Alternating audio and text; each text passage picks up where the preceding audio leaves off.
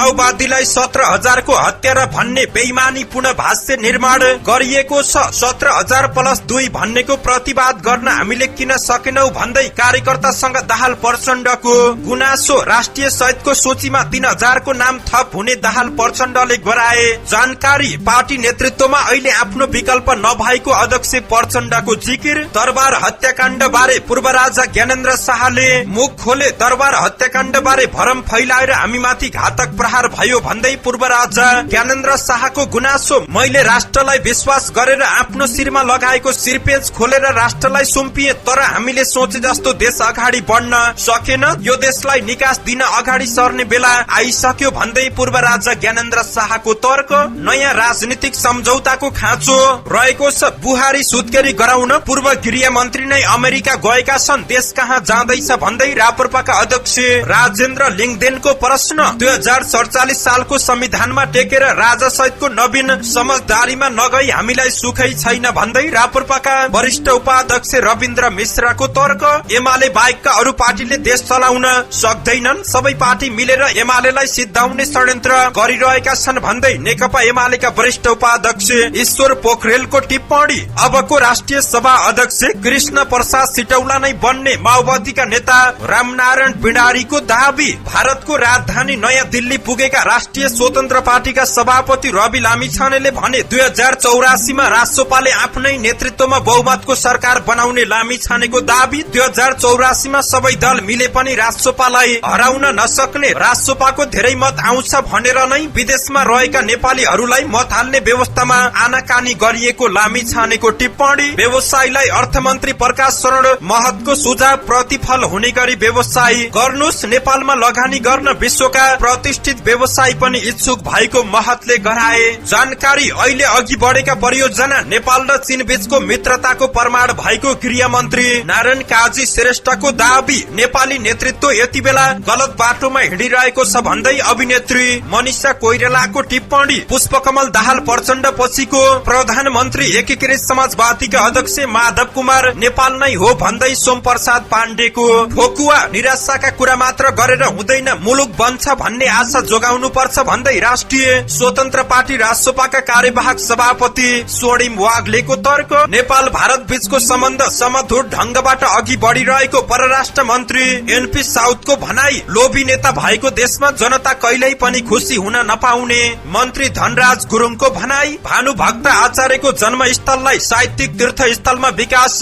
गर्नुपर्ने राष्ट्रपति रामचन्द्र पौडेलको जिकिर। मानवता भन्दा ठूलो धर्म केही पनि नभएको लुम्बिनी प्रदेशका मुख्यमन्त्री दिल्ली बहादुर चौधरीको तर्क। सहकारीको ठगी आरोप लागेका जीबी राई विरुद्ध इन्टरपोलमा डिफ्युजन नोटिस जारी। थप 2 विरुद्ध पनि नोटिस जारी हुने प्रक्रियामा। अब विवाह गर्न ओडाको सिफारिस अनिवार्य। कर्णालीका निजामती कर्मचारीलाई 7 दिन विवाहको बिदा। पाल्पाको तानसेन रानीमहल र आर्य भन्ज्याङ रामपुर सड़क मर्मतको लागि बन्द हुँदै आजबाट काठमाडौँको धरहरा पार्किङ भवनको पहिलो तलामा निशुल्क पार्किङ गर्न पाइने। आईसीसी U19 विश्वकप कप्तान देव खनाललाई तिलत्तोमा नगरपालिकाले 50,000 रुपियाँ सहित सम्मान गर्ने। गायक राजु परियारलाई झलकमान लोक संगीत सम्मान 2080 प्रदान गरिने। प्रतिकूल मौसमले धनगढ़ीको वायु सेवा 3 दिनदेखि कष्टकर। संखुवा सभाको उच्च हिमाली क्षेत्रमा हिमपात हुँदा जनजीवन बन्यो कष्टकर। जिल्ला प्रहरी कार्यालय संखुवा सभा परिसरको हेलिप्याड नजिक भेटिएका 65 विस्फोटक पदार्थलाई निष्क्रिय पारियो। विस्फोटक पदार्थ विगतका द्वन्द कालमा प्रयोग भएको हुन सक्ने सेनाको दाबी। चोरी तथा सवारी ज्यान मुद्दामा फरार 2 जना परे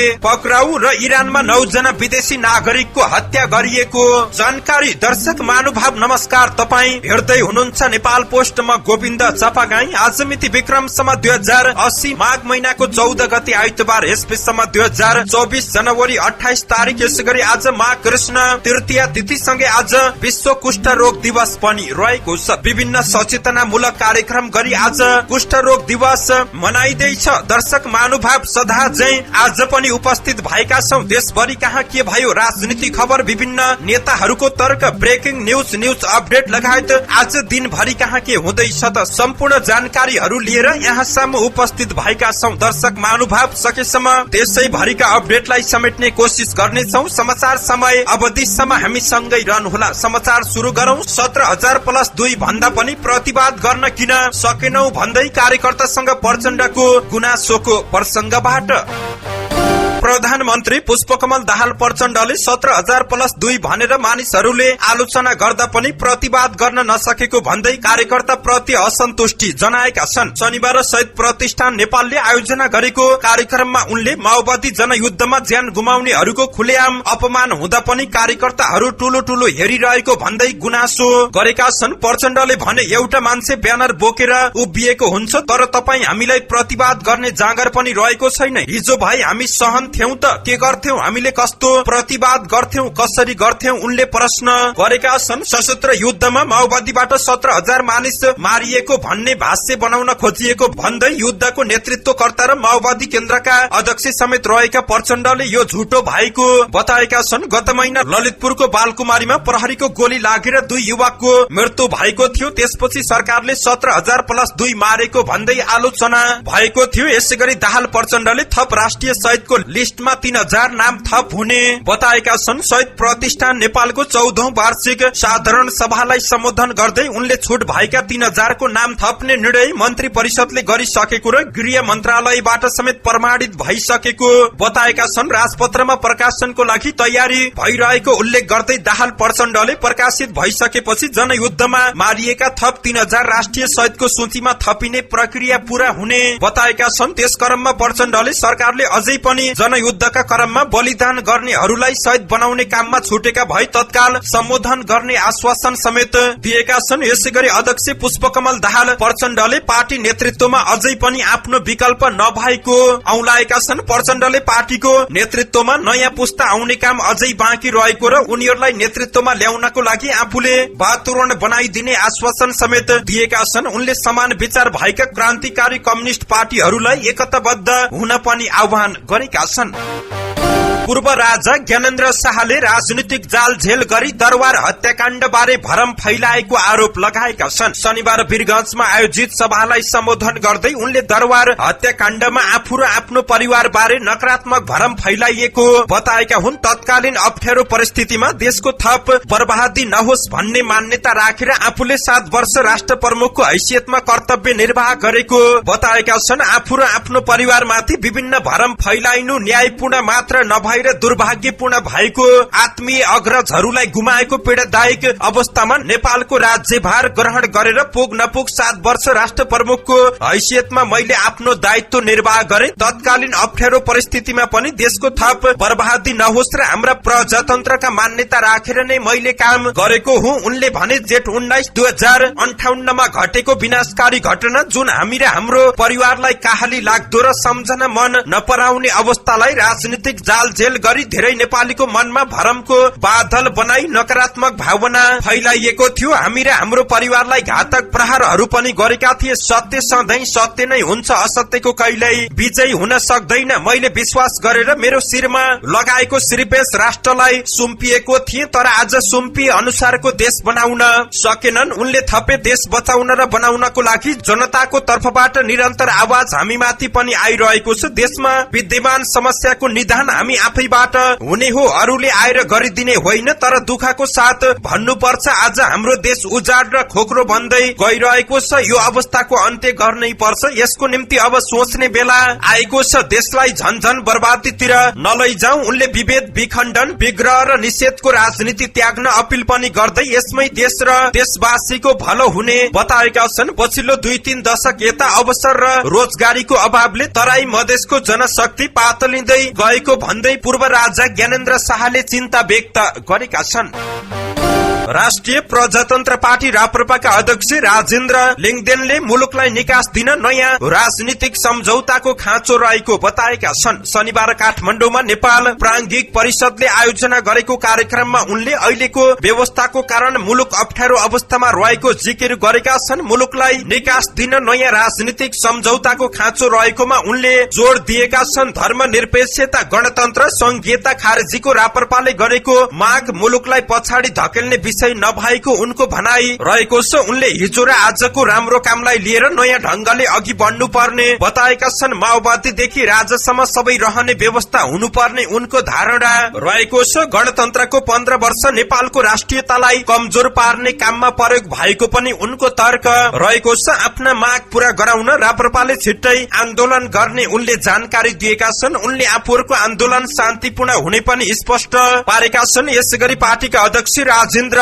लिङदेनले नेपालका युवा जनशक्तिको विदेश पलायन डरलाग्दो अवस्थामा रहेको बताएका छन्। उनले शिक्षित जनशक्ति नेपाल नफर्कने गरी विदेश पलायनको अवस्था कसले सिर्जना गरेको भन्दै प्रश्न गरेका छन्। उनले भने नपढेका मात्र होइन, पढे लेखेका योग्यता क्षमता भएका मानिसहरू पनि विदेश जानको लागि टाँती लगाइरहेका छन्। वामदेव गौतमको नाम नलिई हुँदा हुँदा एकजना पूर्व गृह मन्त्री बुहारी लिएर अमेरिका जानुभयो। मैले साथीलाई किन जानु भएको भनेर सोध्दा उहाँको बुहारी सुत्केरी हुने बेला भएको छ, अमेरिकामा सुत्केरी गराउन जानु भएको उनले तर्क दिएका छन्। मैले त्यति बेला कुरा बुझिन, त्यहाँ उपचार सुविधा लिन होला भन्ने सोचेको थिएँ, तर त्यहाँ जन्मिएपछि अमेरिकी नागरिक हुने रहेछ। सन्तान जन्मेपछि नेपाली नहोस् भन्ने चाहनाले नेपालीहरू अमेरिका गएका रहेछन्। अध्यक्षले अर्का चर्चित कलाकार रेखा थापाको पनि नाम नलिकन बच्चा जन्माउनको लागि अमेरिका गएको उल्लेख गर्दै जीवनमा एउटी महिलाले पहिलो पटक पाउने सन्तान अब यो धरतीमा जन्माउन नचाहने अवस्था आएको भन्दै उनले देश कुन अवस्थामा पुग्यो भन्दै नेपालीलाई प्रश्न गरेका छन्।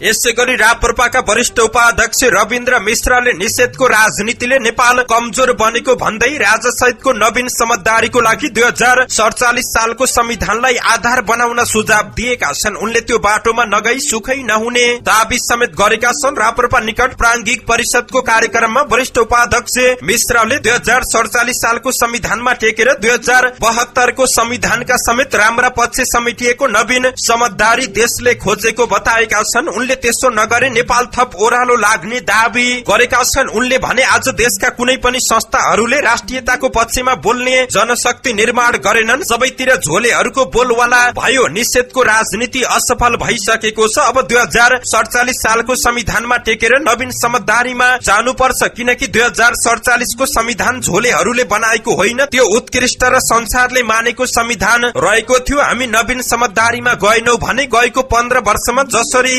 राष्ट्रियता कमजोर भयो, हामी पछिको पुस्ता कोही पनि नेपालमा बस्न नचाहने भइसकेको छ। वरिष्ठ उपाध्यक्ष मिश्रले अहिलेको पुस्तालाई राष्ट्रियता बारे लघुताभाषी बनाउन खोजिएको समेत आरोप लगाएका छन्।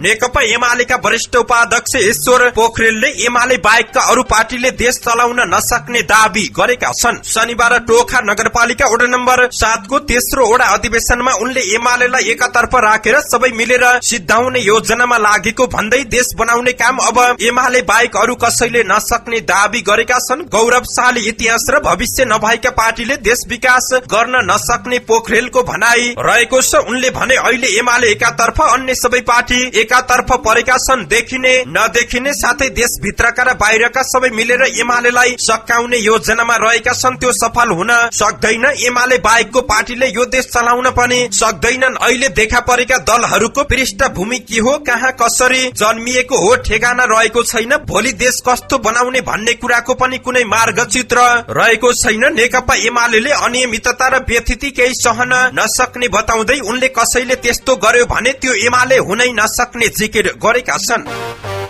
नेकपा माओवादी केन्द्रका नेता एवं पूर्व राष्ट्रिय सभा सदस्य रामनारायण बिडारीले राष्ट्रिय सभा सदस्य निर्वाचनमा कोशीको मत परिणामलाई लिएर सत्ता गठबन्धनमा कुनै असर नपर्ने बताएका छन्। रिपोर्टर्स क्लब नेपालले राष्ट्रिय सभा सदस्य निर्वाचनपछि सत्तारूढ गठबन्धन दलका नेताहरूसँग समसामयिक विषयमा आयोजना गरेको अन्तर्क्रिया कार्यक्रमलाई सम्बोधन गर्दै उनले गठबन्धनको भावना विपरीत गडबड गर्नेलाई सम्बन्धित पार्टी र गठबन्धनले उचित दण्डित गर्ने बताउँदै यसकै कारणले सत्ता गठबन्धनमा कुनै फेरबदल नआउने दावी गरेका छन्। जनयुद्धमा सहभागी भएकी माओवादी केन्द्रकी नेत्रीलाई कोशीमा हराएको भन्दै उनले दुःख व्यक्त गरेका छन्। उनले कोशीमा केपी ओलीले चलाखी समेत गरेको जिकिर गरेका छन्। एमाले अध्यक्ष ओलीलाई रकमी र बडो चलाक मान्छेको उपनाम दिँदै उनले अनेक टिकडम गरेर आफ्नो पक्षमा एक सिट पारेको टिप्पणी गरेका छन्। नेता बिडारीले अब राष्ट्रिय सभाको अध्यक्षमा कृष्ण प्रसाद सिटौला नै निश्चित भएको दावी गरेका छन्। राष्ट्रिय सभा सदस्य निर्वाचनमा जाँदै गर्दा पनि सिटौलालाई राष्ट्रिय सभा अध्यक्ष बनाउने सहमति भएर नै उम्मेद्वार बनाइएको उनले दावी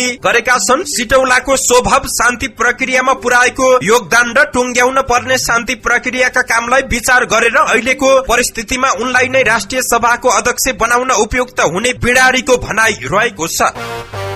राष्ट्रिय स्वतन्त्र पार्टीका सभापति रवि लामिछानेले आगामी निर्वाचनमा आफू नेतृत्वको पार्टीले बहुमतको सरकार बनाउने दावी गरेका छन्। भारतको नयाँ दिल्लीमा पार्टीको प्रवास समितिले गरेको कार्यक्रमलाई सम्बोधन गर्दै लामिछानेले आउने निर्वाचनमा राष्ट्रपाले आफ्नै नेतृत्वमा बहुमतको सरकार बनाउने दावी गरेका छन्। उनले केही मानिसहरू आशाको दियो फुकेर निभाउन लागे पनि तिनीहरूबाट दियो निभ्न नदिने आफूहरूले भरपूर प्रयास गरिरहेको बताएका छन्। विदेशमा रहेका नेपालीहरूले भोट हाल्न पाउने व्यवस्था गर्न राष्ट्रपा सुरुदेखि नै लागि परेको बताउँदै लामिछानेले अहिलेको सरकारबाट त्यसमा विश्वस्त हुने अवस्था नरहेको बताएका छन्। उनले आगामी निर्वाचनमा विदेशमा रहेकाहरूलाई पनि भोट हाल्ने अधिकार दिए राष्ट्रपाले धेरै मत पाउने डर सरकारमा रहेका दल लगायतका पुराना दलहरूलाई भएको बताएका छन्। यदि मताधिकार विदेशमा भएका मान्छेहरूलाई दिनियो भने राष्ट्रपाले धेरै मत ल्याउँछ कि भनेर चलखेल हुन सक्छ। हामी सावधान हुनुपर्छ, स्वतन्त्र सडकबाट यसका लागि आवाज उठाउने छौं उनको भनाई रहेको छ। हाम्रो अधिकारलाई कुण्ठित गर्न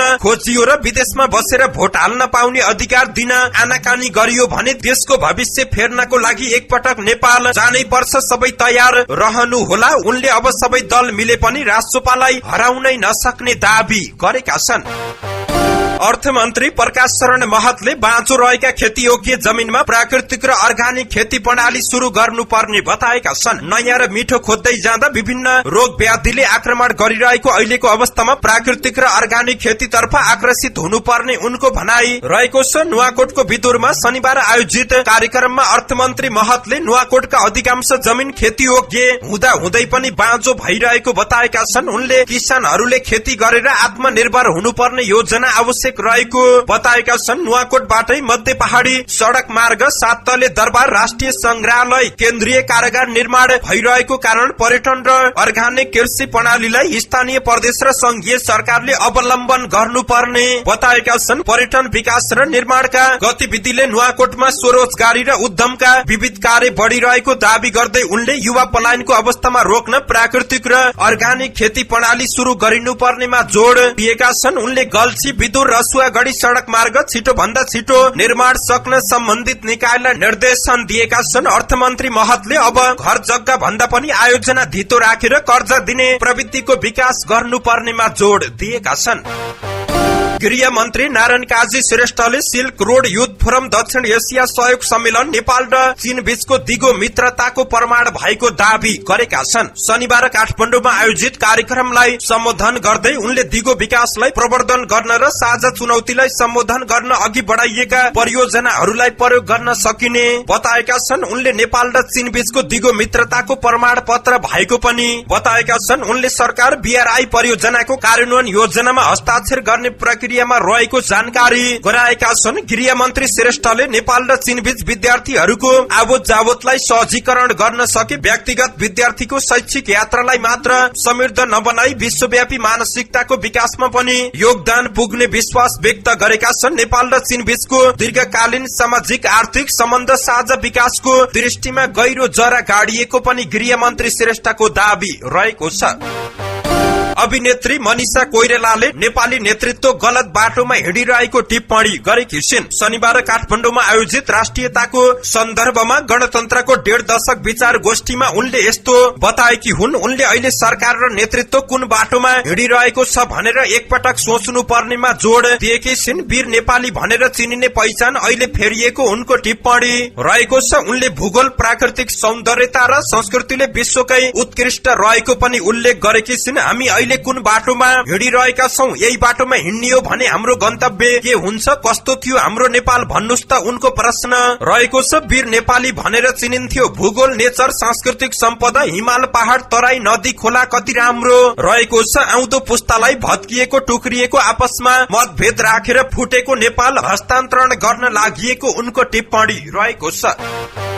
नेकपा एकीकृत समाजवादीका प्रभावशाली नेता सोम प्रसाद पाण्डेले कोशीको कारणले गठबन्धनमा कुनै पनि प्रकारको फेरबदल नआउने बताएका छन्। हिजो शनिबार राष्ट्रिय सभा सदस्य निर्वाचनपछि सत्तारूढ गठबन्धन दलका नेताहरूसँग समसामयिक विषयमा आयोजना गरेको अन्तर्क्रिया कार्यक्रमलाई सम्बोधन गर्दै उनले वर्तमान सत्तारूढ गठबन्धन बाँकी 4 वर्षको अवधिसम्म अगाडि जाने दावी गरेका छन्। म स्पष्टसँग भन्न चाहन्छु, यो गठबन्धन अब बाँकी रहेको 4 वर्ष अवधि टुट्दैन। गठबन्धनमै सरकार चल्छ र यो देश अगाडि बढ्छ। राष्ट्रिय सभा सदस्य निर्वाचनमा कोशीको परिणामलाई लिएर सत्तारूढ गठबन्धनमा केही अविश्वास भने पैदा भएको उनको तर्क रहेको छ। साथै कांग्रेसबाट यस्ता प्रकारका घात पहिला पनि भएको उनको आरोप रहेको छ। उनले 2079 सालको प्रतिनिधि सभा सदस्य निर्वाचनमा आफूलाई कांग्रेसले नै हराएको दावी गरेका छन्। उनले कांग्रेस पार्टीका नेताहरू आफ्नै नेताहरूलाई समेत हराउन लागि पर्ने खालका रहेको बताउँदै गठबन्धन दलका उम्मेद्वार हराउन लागि पर्नुलाई कुनै नौलो मान्नु नपर्ने बताएका छन्। साथै अबको 1 वर्षपछि एकीकृत समाजवादीका अध्यक्ष माधव कुमार नेपाल प्रधानमन्त्री बन्ने उनको दावी रहेको छ। राष्ट्रिय स्वतन्त्र पार्टी रासोपाका कार्यवाहक सभापति एवं प्रतिनिधि सभा सदस्य डाक्टर स्वर्णिम वाग्लेले मुलुक बन्छ भन्ने आशा जगाउनु पर्ने आवश्यकता रहेको बताएका छन्। वाग्लेले निराशाले मुलुक समृद्ध नहुने भएकाले आशाको किरण जोगाउनु पर्ने बताएका छन्। शनिबार तनहुँ उद्योग वाणिज्य संघको 17औं अधिवेशनबाट निर्वाचित नयाँ कार्य समिति पदस्थापन कार्यक्रममा बोल्दै उनले सधैँ निराशाका कुरा मात्रै गरेर हुँदैन, मुलुकलाई समृद्ध बनाउन सकिन्छ, त्यसको लागि सबै आशावादी बन्नुपर्छ। डाक्टर वाग्लेले राजनीतिलाई संग्लो बनाउँदै विकृति र विसंगति हटाउने तर्फ सबै लाग्नु पर्ने बताएका छन्। त्यसको लागि राजनीतिक दल नै जिम्मेवार बन्नु पर्ने उनको भनाई रहेको छ। रासोपाले संसदमा रचनात्मक प्रतिपक्षको भूमिका निर्वाह गर्दै आएको बताउँदै डाक्टर वाग्लेले रासोपा अब सदन र सड़क दुवैमा क्रियाशील हुने बताएका छन्। हामी संसदमा विभिन्न विधेयक दर्ता गर्छौं, तर अहिलेको प्रणालीले बहुमतको आधारमा ती विधेयक फेल हुने गरेका छन्। त्यस्ता विधेयकहरू जनताको माझ लगेर यो ठिक छ वा छैन भनेर सोध्ने पनि उनको भनाई रहेको छ। वाग्लेले देशभरका अल्पत्र विकास योजनामा पनि पार्टीले खबरदारी गर्ने नीति लिएको जानकारी गराएका छन्। परराष्ट्र मन्त्री नारायण प्रकाश साउदले नेपाल भारत बीचको सम्बन्ध समधुर र अद्वितीय ढंगबाट अघि बढ़िरहेको दावी गरेका छन्। भारतको 75औं गणतन्त्र दिवसको अवसरमा नेपाल भारत मैत्री समाजद्वारा आयोजित कार्यक्रममा उनले जनस्तरमा समेत प्रगाढ रहेको सम्बन्धलाई थप समधुर तुल्याउन विभिन्न कालखण्डमा उठेका प्रश्नलाई वार्ता र छलफलको आधारमा निष्कर्षमा पुर्याइने धारणा राखेका छन्। दुवै देश मित्र शक्ति भएकाले मिलेर जान नसकिने कुरा सोच्न पनि नसकिने बताउँदै उनले दुवै देशका सीमा क्षेत्रमा रहेका नागरिक प्रति असल व्यवहार र संस्कार प्रदान गर्न सीमा सुरक्षामा खटिएका सुरक्षा कर्मीलाई तालिम र प्रशिक्षणको खाँचो भएको बताएका छन्। परराष्ट्र मन्त्रालयको नेतृत्व सम्हालेपछि भएका भेटघाट र भ्रमणमा भारतीय नेताहरू र नागरिकमा नेपाल र नेपाल प्रति मायाको भावना देखेको बताउँदै मन्त्री साउदले सुस्ता र कालापानीका विषयमा पनि भारतीय पक्षले हार्दिकताका साथ कार्यदल मार्फत काम ठोस रूपमा अघि बढोस् भन्ने मनसाय आफूहरूको रहेको पनि उनले तर्क दिएका छन्। कानून न्याय तथा संसदीय मामिला मन्त्री धनराज गुरुङले लोभी नेता भएको देशमा जनता खुशी हुन नपाउने तर्क गरेका छन्। हलेसी तुवाचुङ नगरपालिकाको अर्खौलेमा शनिबार आयोजित राष्ट्रपति रनिङ शिल्ड प्रतियोगिताको उद्घाटन गर्न आएका गुरुङले नेतामा लोभ नभई मात्र देश बन्ने बताएका छन्। नेता लोभी भएको देशमा जनता कहिल्यै खुशी भएको देखेको छैन गुरुङको भनाई रहेको छ। त्यसैले देश बनाउन राजनीति गर्नेहरू लोभबाट मुक्त हुनुपर्छ। यसको लागि वडा अध्यक्षदेखि प्रधानमन्त्री सम्म एउटै लक्ष्य लिन आवश्यक रहेको उनको भनाई रहेको छ। राजनीतिमा लाग्नु भनेको मस्ती रजगज गर्न नभएर जनताको भविष्य उज्यालो बनाउने उद्देश्य भएको बताएका छन्। यसको लागि आफू सुध्रिनु पर्ने धारणा उनको रहेको छ। राजनीतिमा लाग्नु भनेको रजगज गर्न होइन, बालबालिकाको भविष्य उज्जवल बनाउनु हो, देशको मुहार उज्यालो बनाउनु रहेको छ। कार्यक्रमको उद्घाटन गर्नु अघि मन्त्री गुरुङले हलेसीको दर्शन पनि गरेका थिए। राष्ट्रपति रामचन्द्र पौडेलले आदिकवि भानुभक्त आचार्यको जन्मस्थल चुदी रमघालाई साहित्यिक तीर्थस्थल र गन्तव्यको रूपमा विकास गर्न प्राप्त बजेटको सदुपयोग गरी काम गर्नुपर्ने बताएका छन्। भानु नगरपालिकाका मेयर उपमेयर सहितका जनप्रतिनिधि एवं भानु साहित्य उद्यान समितिका पदाधिकारीहरूसँगको भेटमा राष्ट्रपति पौडेलले लोकतान्त्रिक पारदर्शी र प्रभावकारी ढंगले गुरु योजना अनुरूप प्राप्त बजेटको सदुपयोग गर्न सुझाव दिएका छन्। उनले भानु जन्मस्थल र आदिकवि भानुभक्तको महत्व उजागर गरी गुरु योजना अनुरूप तदारुकताका साथ काम गर्न पनि सुझाव दिएका छन्। लुम्बिनी प्रदेशका मुख्यमन्त्री डिल्ली बहादुर चौधरीले मानव भन्दा ठूलो धर्म केही नहुने बताएका छन्। मानव सेवा आश्रम दाङको भवन निर्माणको लागि सहयोग जुटाउने उद्देश्यले हिजो शनिबारदेखि तुलसीपुरमा शुरू भएको श्रीमद् भागवत ज्ञान विज्ञान महायज्ञको उद्घाटन गर्दै उनले सड़क पेटीमा बस्दै आएका व्यक्तिहरूको सहयोगको लागि काम गर्दै आश्रमको लागि प्रदेश सरकारले पनि आर्थिक सहयोग गर्ने प्रतिबद्धता व्यक्त गरेका छन्। मुख्यमन्त्री चौधरीले केही वर्ष अघि आफूले आफ्नै ओडामा रहेको मानव सेवा आश्रमलाई अवलोकन गर्ने अवसर प्राप्त भएको र सोही अवसरमा आश्रम निर्माणको लागि सहयोग गर्ने वचन दिएको बताएका छन्। उनले केही समय अघि हेटौडामा भएको सातै प्रदेशका मुख्यमन्त्रीको भेलामा सबै प्रदेशमा मानव सेवा आश्रम भवन निर्माणको विषयमा छलफल भएको जानकारी गराएका छन्। प्रदेश सरकारले आश्रमको लागि भवन निर्माणको लागि बजेटको कुनै कमी हुन नदिने समेत प्रतिबद्धता गरेका छन्। सहकारी ठगीका आरोपी जीबी राई विरुद्ध इन्टरपोलमा डिफ्युजन नोटिस जारी भएको छ। सूर्यदर्शन सहकारीसँग जोडिएको ठगी सम्बन्धी मुद्दामा डिफ्युजन नोटिस जारी गरिदिन भन्दै जिल्ला प्रहरी कार्यालय कास्कीले केही दिन अघि प्रहरी प्रधान कार्यालयलाई पत्रचार गरेको थियो। त्यसको आधारमा इन्टरपोलको नेशनल सेन्टर ब्युरो एनसीबी काठमाडौँले डिफ्युजन नोटिस जारी गर्न इन्टरपोलको महासचिवलाई अनुरोध गरेको केन्द्रीय प्रहरी प्रवक्ता डीआईजी भीमप्रसाद ढकालले जानकारी दिएका छन्। 2 साता अघि नै डिफ्युजन नोटिस जारी गर्ने विषय प्रक्रियामा गइसकेको थियो। प्रहरीले सूर्यदर्शन सहकारीका वर्तमान अध्यक्ष थानबहादुर बुढा मगर र पूर्व अध्यक्ष भूपेन्द्र राई विरुद्ध पनि डिफ्युजन नोटिस जारी गर्न सिफारिस गरेको छ। यद्यपि इन्टरपोलमा नोटिस जारी भने भइसकेको छैन। यो नोटिस जारी भएपछि इन्टरपोलका सदस्य राष्ट्र मुलुकहरूमा चलाउने भएको वा नभएको लोकेट हुनेछ। त्यसपछि उनलाई डिपोर्ट गराएर नेपाल ल्याउने प्रक्रिया थालिने प्रहरीले जनाएको छ। राई मलेसियामा रहेको आशंका रहेको छ। उनी त्यहाँ आएको पुष्टि भयो। त्यसपछि डिपोर्ट गरेर ल्याउने प्रक्रिया अघि बढ्ने एक प्रहरी अधिकृतले जानकारी दिएका छन्।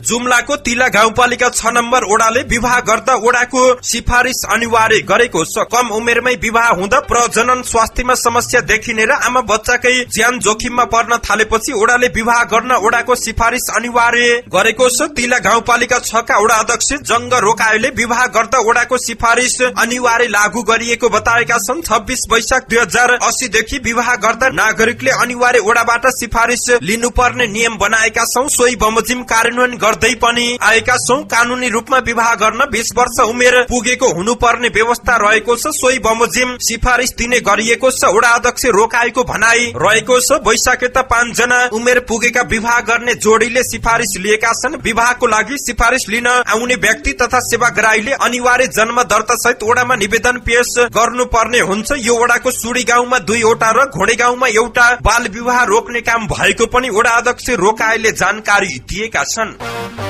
कर्णाली प्रदेश सरकारले कर्मचारीलाई विवाह र पर्यटन विधा थप गरेको छ। प्रदेश सरकारले ल्याएको कर्णाली प्रदेश निजामती सेवा नियमावली 2080 मा राष्ट्रिय रूपमा लिँदै आएको हाजिरी र विधा भइपरि आउने विधा, पर्व विधा, घर विधा, बिरामी विधा, प्रसुति विधा, प्रसुति स्याहार विधा, असाधारण विधा र बेतलबी विधामा 3 विधा थप गरेको छ। नियमावलीले कर्णालीका कर्मचारीलाई विवाह र पर्यटनको लागि 7-7 दिन विधा दिने व्यवस्था गरेको हो। नियमावलीको परिच्छेद 14 मा भनिएको छ कर्मचारीले विवाहमा 7 दिन विधा पाउने र विवाह विधामा बस्ताको पूरा तलब पाउने, तर कार्यालयमा हाजिर भएको 15 दिन भित्र विवाह दर्ताको प्रमाण पत्र भने पेश गर्नुपर्ने रहेको छ। त्यस्तै प्रदेशको कुनै पनि कर्मचारीले देशका विभिन्न भूभागको भ्रमण गर्न 7 दिन विधा पाउनेछन्। पर्यटन विधा स्वीकृत गर्ने अधिकारीले पर्यटकीय स्थलको भौगोलिक अवस्थितिका आधारमा अवधि तोकी भ्रमण आदेश स्वीकृत गर्नुपर्नेछ। पर्यटन विधा लिएको कर्मचारीले पनि 15 दिन भित्र भ्रमणको विस्तृत विवरण र भ्रमणको क्रममा लिएको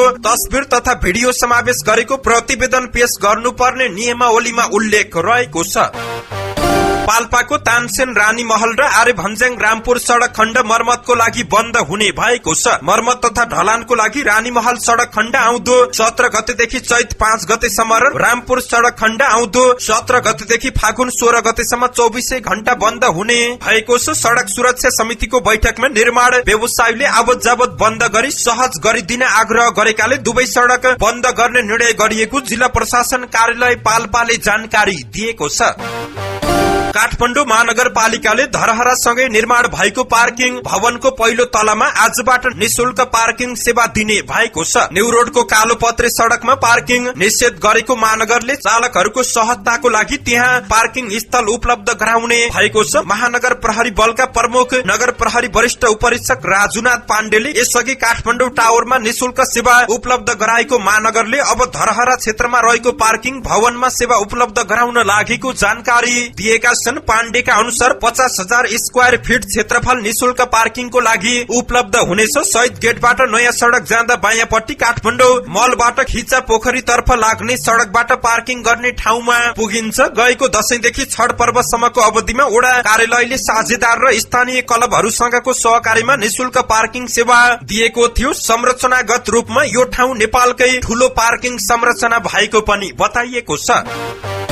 रूपन्देहीको तिलोत्तमा नगरपालिकाले U19 राष्ट्रिय क्रिकेट टिमका कप्तान देव खनाललाई सम्मान स्वरूप 50,000 पुरस्कार दिने भएको छ। तिलोत्तमा निवासी खनालको उत्कृष्ट प्रदर्शनले नेपाल आईसीसी U19 विश्वकप क्रिकेटको सुपर 6 मा प्रवेश गरेकाले सम्मान स्वरूप नगद 50,000 दिने नगर प्रमुख रामकृष्ण खानले जानकारी दिएका छन्। शुक्रबार भएको समूह चरणको अन्तिम खेलमा नेपालले अफगानिस्तानलाई 1 विकेटले पराजित गर्दै सुपर 6 मा स्थान पक्का गरेको थियो। नेपालको जितको लागि कप्तान देव खनालले 7 चौका प्रहार गर्दै 58 रनको योगदान गरेका थिए।